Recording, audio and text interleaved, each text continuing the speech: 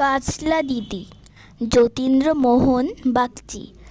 বাঁশবাগানের মাথার ওপর চাঁদ উঠেছে ওই, মা গো আমার শোলক বলা কাজলা দিদি কই। পুকুর ধারে নেবুর তলে থোকায় থোকায় জোনাক জলে, ফুলের গন্ধে ঘুম আসে না, একলা জেগে রই। মা গো আমার কোলের কাছের কাজলা দিদি কই।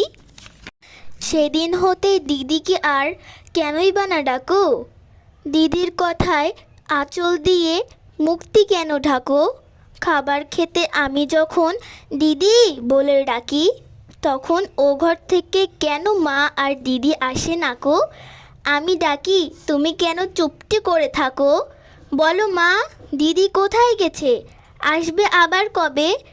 কাল যে আমার নতুন ঘরে পুতুল বিয়ে হবে। দিদির মতন ফাঁকি দিয়ে আমিও যদি লুকোই গিয়ে, তুমি তখন একলা ঘরে কেমন করে রবে। আমিও নাই দিদিও নাই, কেমন মজা